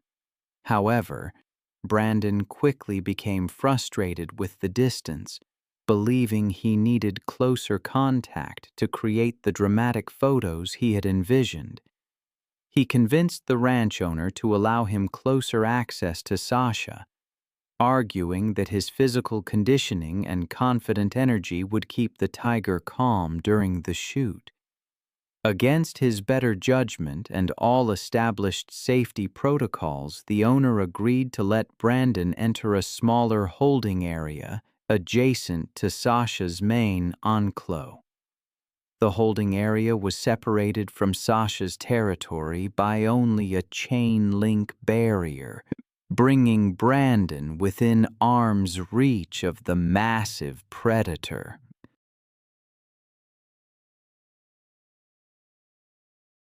Brandon began posing for his camera, which was mounted on a tripod and set to take photos automatically. Brandon's fatal mistake was crouching down next to the barrier and extending his hand towards Sasha, believing that his confident demeanor would demonstrate his dominance over the apex predator. The tiger's ears flattened slightly against her massive head, and her tail began twitching with increasing frequency. Sasha's attack was swift and devastating.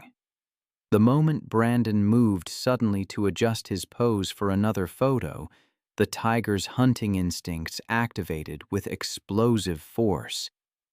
Sasha launched herself at the barrier with tremendous power. Her massive paws struck the chain-link fencing, while her razor-sharp claws found purchase on Brandon's extended arm. The tiger's incredible strength pulled Brandon against the barrier, while her powerful jaws snapped at his position through the fencing. The tiger's claws raked across Brandon's arm and shoulder, opening deep gashes that immediately began bleeding profusely, while her crushing grip prevented any possibility of retreat. The ranch owner rushed to intervene, using emergency protocols to distract Sasha and force her to release her grip on Brandon. However, the tiger's claws had already caused catastrophic damage to Brandon's arm and shoulder, severing major arteries and causing massive blood loss that quickly overwhelmed his system. Brandon collapsed from shock and blood loss within minutes of the attack.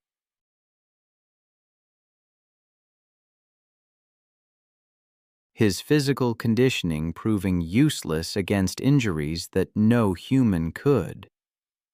I've seen firsthand what happens when the line between wild and domestic blurs.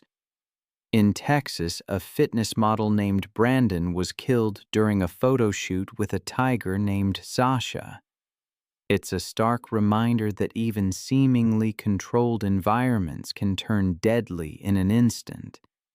The tiger, it turned out, was kept without proper permits, and the facility was violating safety regulations.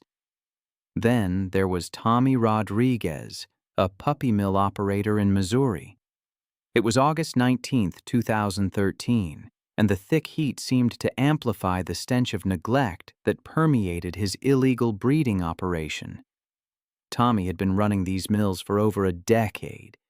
but financial press were forcing him to cut corners in ways that would ultimately cost him everything.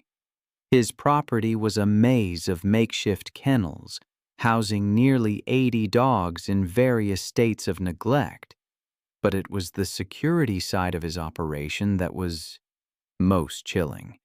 He kept 4 massive dogs patrolling the perimeter, 2 cane corsos and 2 mastiff mixes, all trained to be aggressive. They weren't pets. They were weapons acquired from a defunct fighting operation. The financial press that would lead to Tommy's death had been building for months, and he'd been cutting back on everything, even food for the guard dogs. He didn't understand that hungry guard dogs were exponentially more dangerous than well-fed ones.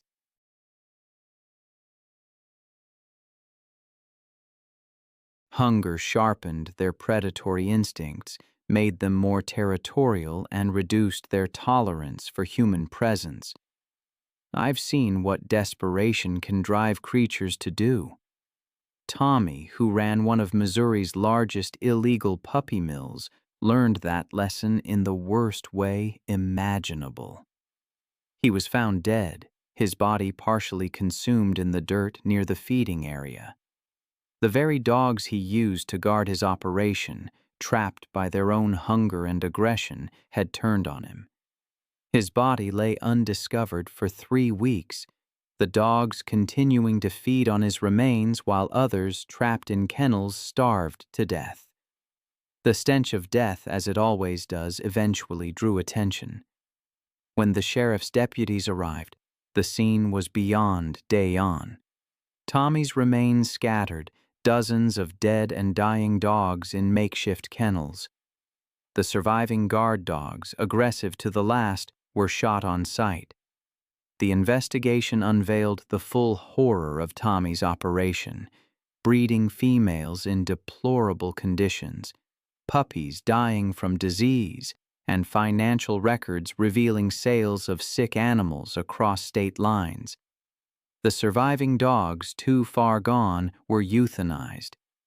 Tommy's death ended the puppy mill, but at a terrible cost. He became a victim of the very system he created. Then, on August 22, 2014, in the exclusive Cypress Point community on the edge of the Florida Everglades, a different tragedy unfolded. The heat shimmered that afternoon.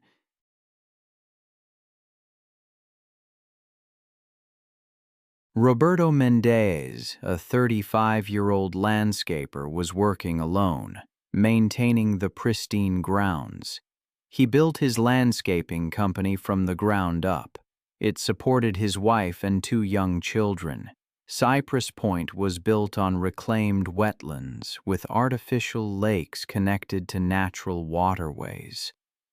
Roberto was familiar with Florida's wildlife, knew the dangers, and respected them. He'd always been careful. That afternoon he was trimming bushes around an ornamental pond when his hedge trimmer slipped into the shallow water. He waded in to retrieve it, assuming the manicured water was safe. American alligators are ambush predators, perfectly camouflaged. Adult females can meow up to 10 feet and weigh up to 200 pounds. They're most dangerous when protecting nesting sites or surprised by humans in their territory. Their bite force exceeds 2,000 pounds per square inch, and their death roll is designed to disorient and drown prey. The moment Roberto's feet touched the muddy bottom, a 10-foot female alligator exploded from the decorative vegetation. Her jaws clamped down on Roberto's right leg with devastating force, instantly fracturing bone and severing arteries. She initiated her signature death roll, spinning rapidly in the water, her grip unyielding. Roberto was pulled into the deeper center of the pond, where the alligator's aquatic advantages became overwhelming. His struggles only triggered her to bite harder and roll more aggressively.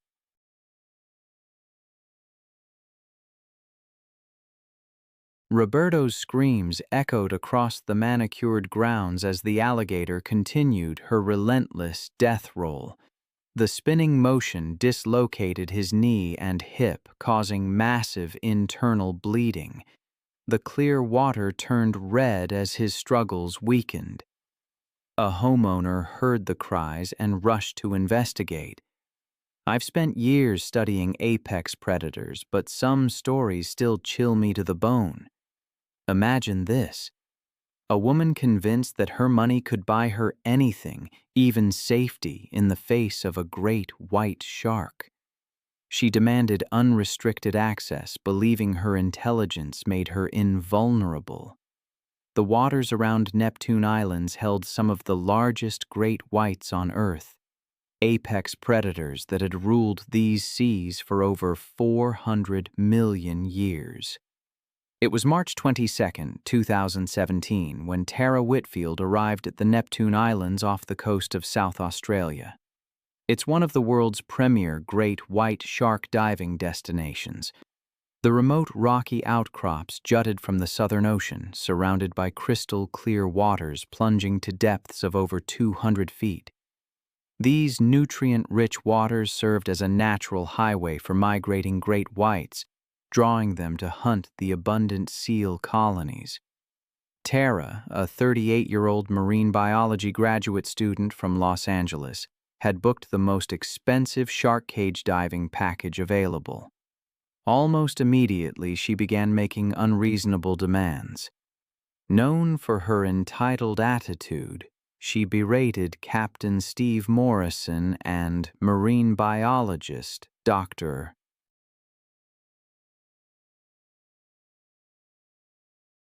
Lisa Chen multiple times during the morning briefing. Her boyfriend, Brad Mitchell, watched uncomfortably as Tara screamed at the crew for what she called their pathetic safety restrictions. Captain Morrison, with 18 years of experience operating in those dangerous waters, had dealt with difficult clients before. But Tara's aggressive behavior and complete lack of empathy alarmed him. She repeatedly demanded that the protective cage be removed entirely, claiming she had paid premium prices and deserved unrestricted access to the sharks.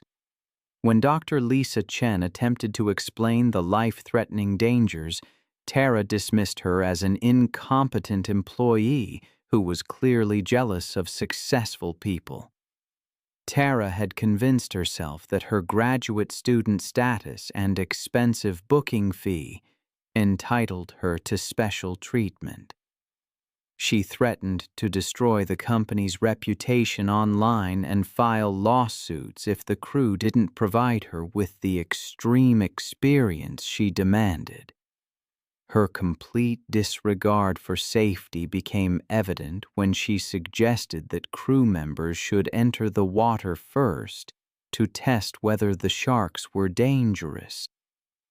The waters around Neptune Islands hosted some of the largest great white sharks on Earth. These magnificent hunters can reach lengths of over 20 feet and weights exceeding 4,000 pounds, with massive triangular heads housing rows of razor-sharp serrated teeth.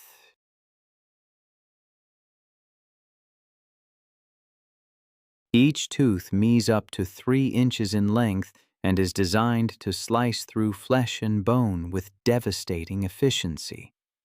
Great whites possess the most powerful bite force of any living creature, capable of exerting over 4,000 pounds per square inch of crushing press. The crew had successfully attracted multiple great white sharks using a carefully prepared chum mixture. Among the responding predators was a massive 18-foot female, estimated to weigh over 4,000 pounds, that had been feeding aggressively on the bait. The enormous shark displayed classic hunting behaviors, circling the boat with calculated precision while investigating the steel diving cage. Before entering the water, Tara secretly loosened the connections on her diving regulator, planning to create a fake equipment malfunction that would justify exiting the protective cage.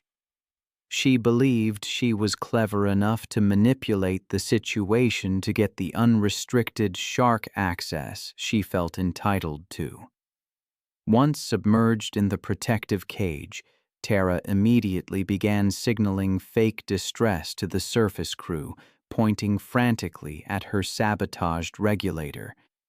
Captain Morrison initiated emergency procedures to bring her to the surface.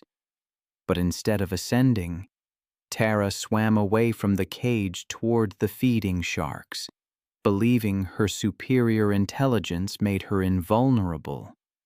Her erratic swimming movements created the exact type of distressed prey behavior that triggers great white hunting instincts.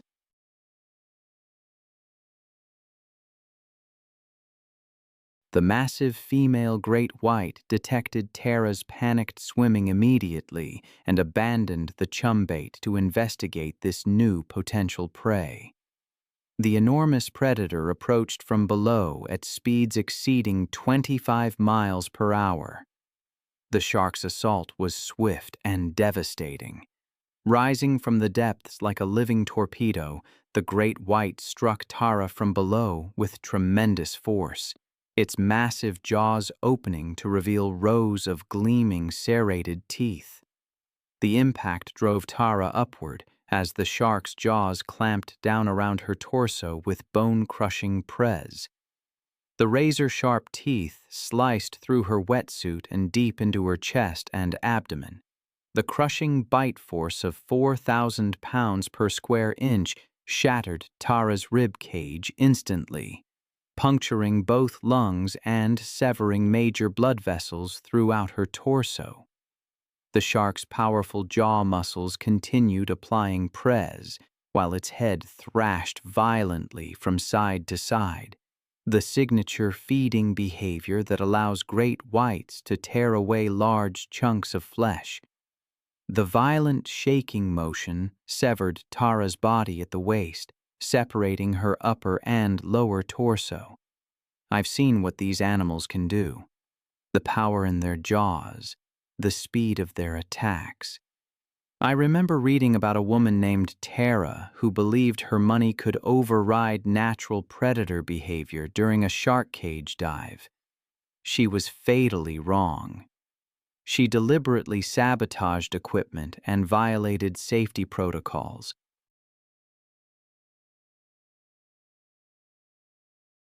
Massive amounts of blood clouded the water as a shark consumed portions of her body. She died within seconds from massive blood loss and the destruction of vital organs. Then there's the story of Harold Thompson. It was March 22, 2015 in Alabama. The sun beat down on his property where barking echoed from kennels scattered across 5 acres. Hank, as he was known, was 71 and moved slowly between the enclos carrying water with the confidence of 20 years of dog breeding. He and his wife Martha had built their operation from nothing, specializing in Rottweilers and German Shepherds. What started as a hobby had grown into a modest business with 8 breeding females and 3 males. They sold litters across the Southeast, but age had made Hank careless. In his younger days, he never would have entered a kennel alone, especially with breeding males during territorial phases. Experience had bred overconfidence. The centerpiece of their operation was Brutus, a 130-pound Rottweiler. At 4 years old, he was in his prime, with a bloodline tracing back to German working dogs. His offspring commanded premium prices from buyers seeking protection animals. Recently, Brutus had been showing increased aggression. A minor injury to his left rear leg had left him limping and irritable, causing him to snap at Martha when she tried to examine the wound. The veterinarian had prescribed pain medication, but the dog's temperament had grown increasingly unpredictable.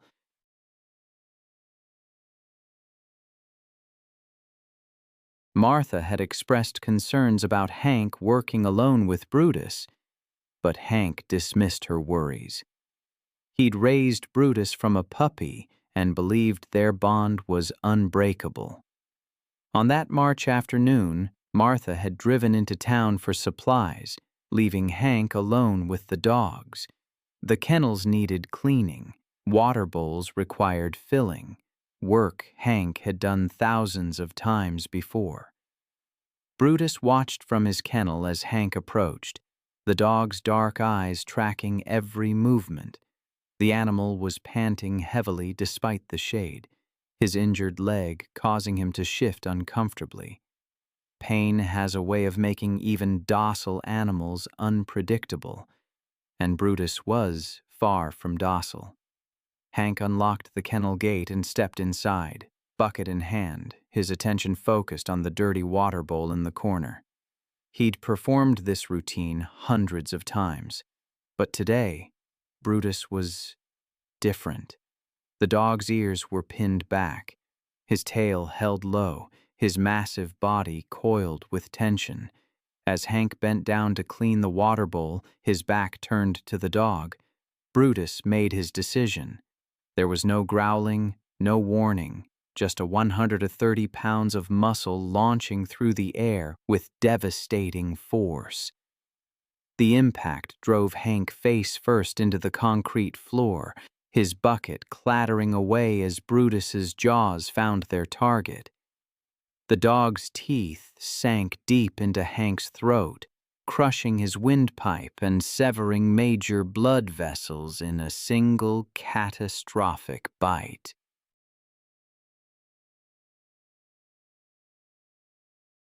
Hank's hands clawed desperately at the animal's massive head, but Brutus had locked on. The dog's powerful neck muscles allowed him to shake violently, tearing through tissue and bone. Hank's screams were cut short by the damage to his throat, replaced by a wet gurgling sound that grew weaker by the second. Blood pulled beneath his body as Brutus continued his attack. The assault lasted less than 3 minutes, but the damage was irreversible.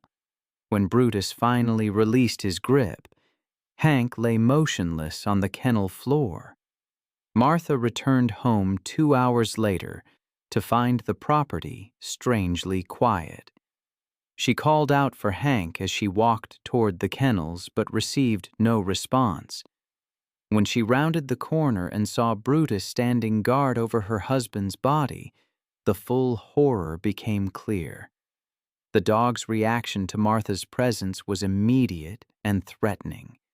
He positioned himself between her and Hank's body, his lips pulled back in a snarl. Martha backed away slowly, dialing 911 from her truck. Sheriff's deputies arrived within 20 minutes, but Brutus refused to allow anyone near Hank's body. After consulting with animal control, the decision was made to shoot Brutus rather than risk additional casualties. The massive Rottweiler died with 3 bullets in his chest. The investigation concluded that Hank's death was a tragic accident, caused by his failure to recognize warning signs of an aggressive, injured animal.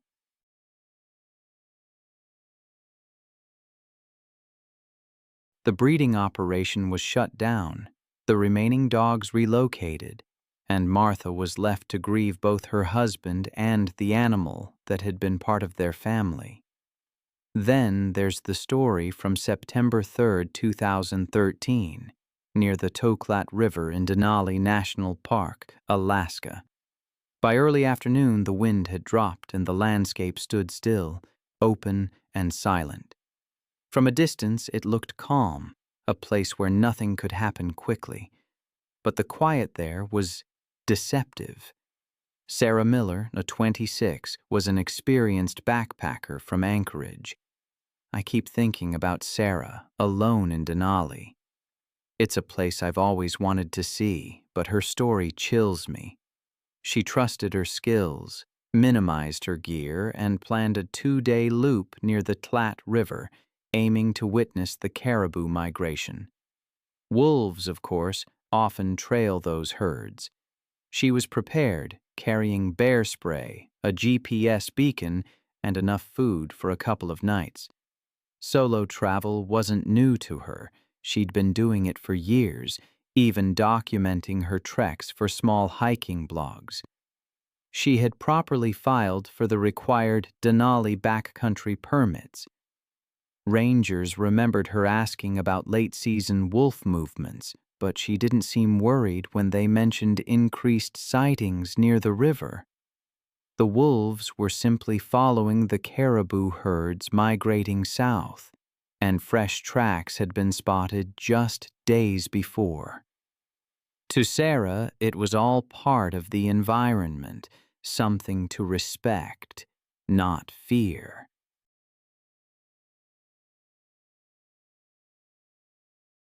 Wolves in that region typically weigh between 70 and 100 pounds. They're built for endurance and speed, capable of covering 40 miles in a day. Their jaws can deliver a bite force of nearly 400 pounds per square inch, enough to crush bone. Yet they rarely approach people, usually living on caribou, hares, and ground squirrels. But when prey becomes scarce, or a human scent carries traces of food, their curiosity can linger. That week, rangers had posted advisories near trailheads, noting that several hikers reported wolves trailing them at a distance. Sarah likely saw those postings when she signed out, though there's no record she changed her route. Her confidence in her precautions was understandable. Statistically, Denali's wolves avoided confrontation. Around 4 p.m., a tourist group driving on the park road spotted a lone figure standing on a gravel bar below the ridge. The hiker waved. It was later confirmed to be Sarah, based on her clothing and the timing. She continued upstream toward her campsite.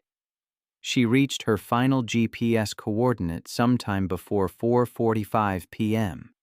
The last photos on her recovered camera showed wide shots of the river valley and a small group of wolves following a caribou herd in the distance. Tracks found later indicated she moved off the main gravel bar toward higher ground, likely planning to cut inland. The first sign of a struggle began about half a mile from her tent. Her GPS unit recorded erratic movement, rapid looping, then a sudden stop.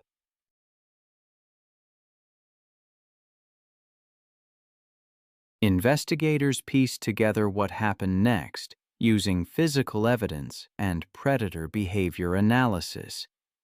The wolves had diverted toward her position once the herd passed out of sight.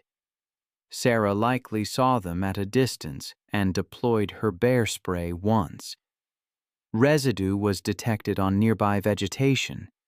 Wind readings that afternoon showed a westward shift, causing partial blowback of the spray mist. It worked briefly, driving the wolves about 20 feet back before the cloud dispersed. They began to circle again, emboldened by the fading chemical scent. One flank of the group approached from behind, following her retreat up a shallow embankment. Handprints pressed deep into the soil showed she climbed in haste. Blood marks began at the top of the slope. One wolf likely lunged first, grabbing her backpack or arm.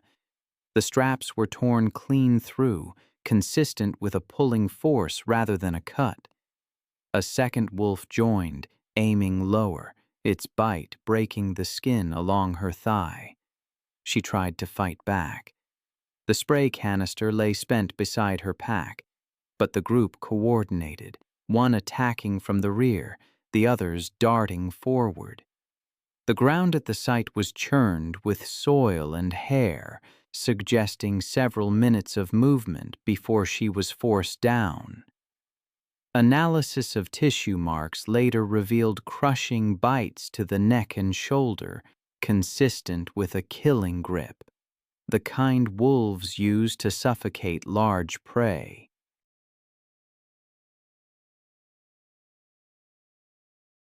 Her jacket was shredded, and the torn sleeve, recovered 20 feet away, still held fragments of skin and fabric.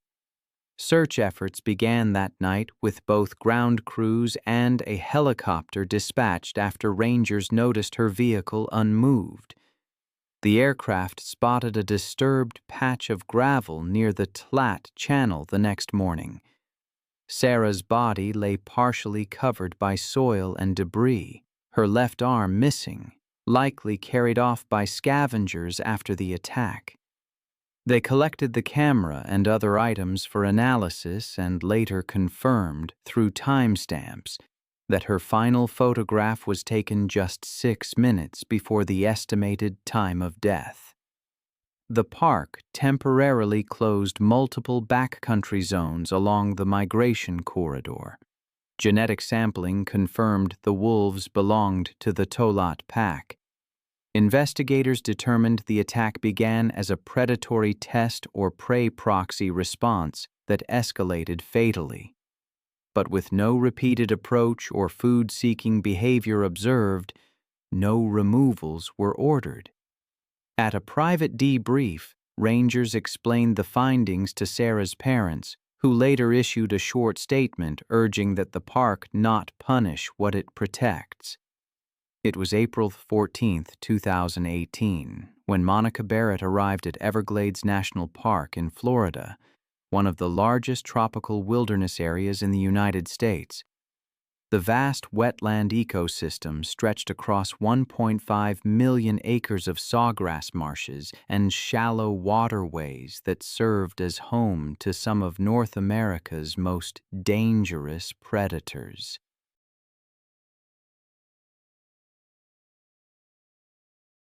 The park's intricate network of channels created the perfect habitat for massive American alligators.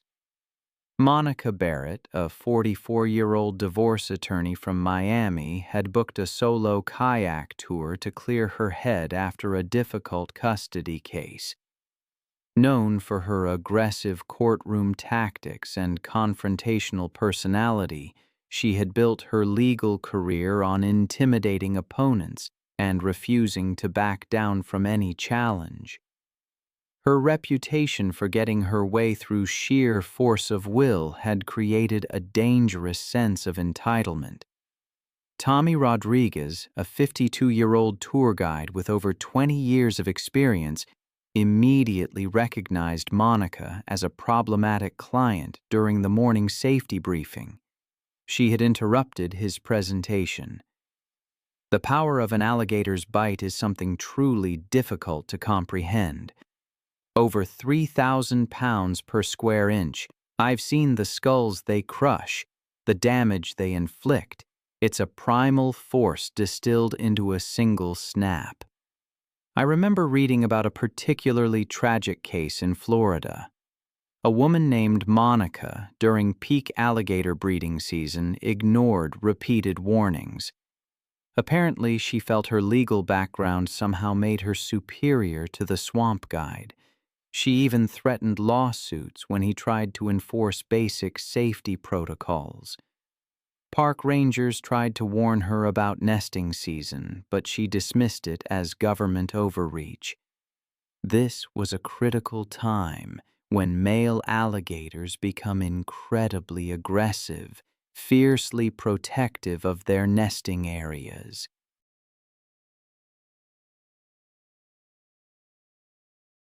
Park officials usually restrict access and post warning signs. American alligators are apex predators. Males can reach 14 feet and weigh over 1,000 pounds. Their jaws contain 74 to 80 razor-sharp teeth. Tommy, the tour guide, repeatedly warned everyone to stay within the designated channels. Monica, however, became increasingly belligerent, accusing him of limiting her rights and threatening legal action.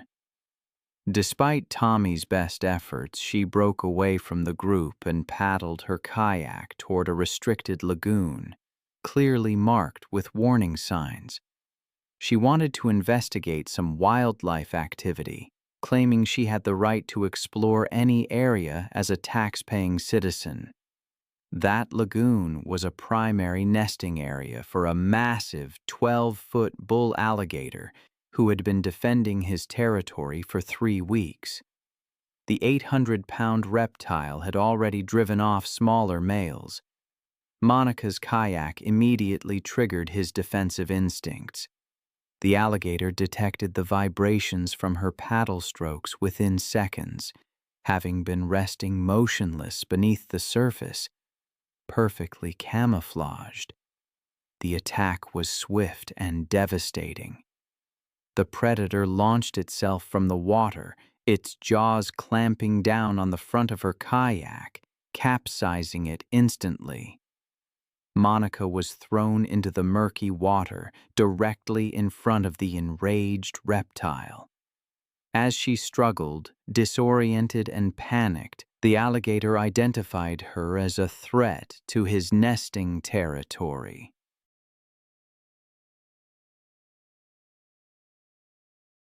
His jaws found purchase on her torso, teeth puncturing her life jacket and deep into her chest and abdomen. The crushing bite shattered multiple ribs, puncturing both lungs and severing major blood vessels. Then came the death roll, a violent spinning motion designed to disorient prey and cause massive internal trauma. The reptile rotated rapidly, spinning Monica's body while maintaining its grip. The violent rotation tore muscles and caused catastrophic internal injuries. This continued for over a minute, filling her punctured lungs with water. Her shattered ribs ground against each other, causing more internal bleeding. The combination of trauma, drowning, and blood loss proved fatal within minutes. Monica's struggles ceased as the alligator continued its death roll.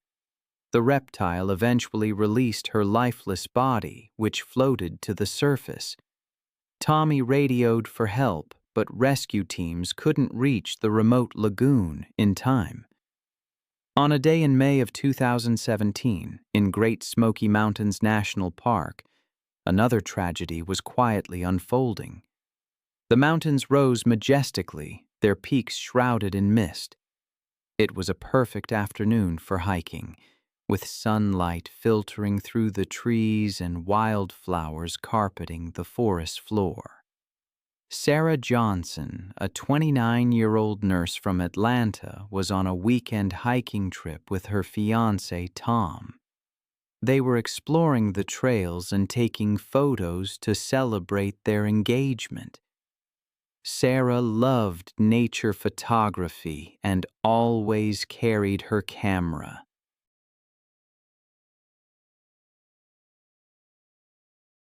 Her medical background gave her practical knowledge, but she had limited experience with dangerous wildlife.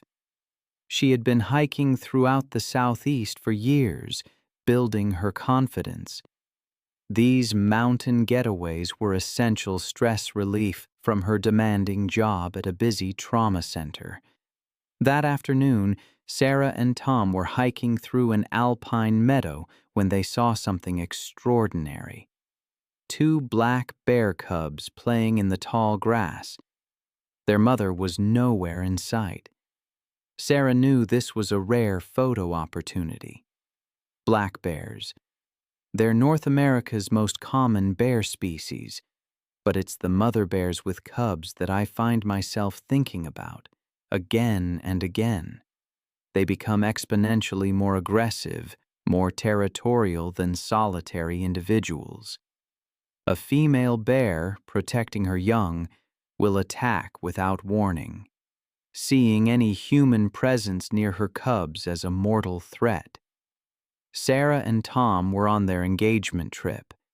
They stumbled upon an opportunity that would create incredible memories. Or so they thought. Sarah started photographing the adorable cubs from what she believed was a safe distance. Her excitement at capturing such rare footage led her to gradually move closer for better shots. I can almost see her there, camera in hand, stepping carefully. Tom repeatedly urged her to maintain distance and leave the area, but Sarah was convinced that the mother bear was not nearby.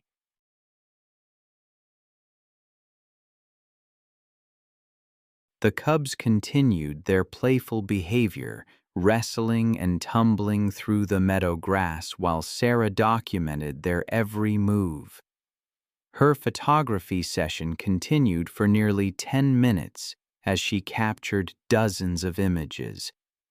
Sarah's fatal mistake was positioning herself between the cubs and their natural escape route to the forest edge. As she moved to get a better angle for her shots, she unknowingly blocked the path the cubs would take to reach safety if threatened. This triggered the protective instincts of their mother, who had been watching from the tree line. The mother bear's charge from the forest was swift and terrifying. The 200 lb female covered the distance to Sarah's position in seconds, her powerful legs propelling her massive frame with surprising speed. Her territorial fury focused entirely on eliminating the perceived threat to her cubs. Sarah attempted to retreat when she saw the charging bear, but her foot caught on a fallen log, and she tumbled backward while still clutching her camera. The mother bear reached Sarah's position before she could regain her footing, striking her with bone-crushing force. The bear's massive paw connected with Sarah's back, her razor-sharp claws raking across Sarah's spine and shoulders while the impact shattered several ribs. Sarah's camera flew from her grip as the bear's enormous weight pinned her to the ground. Her attempts to call for help were silenced by the crushing press on her chest.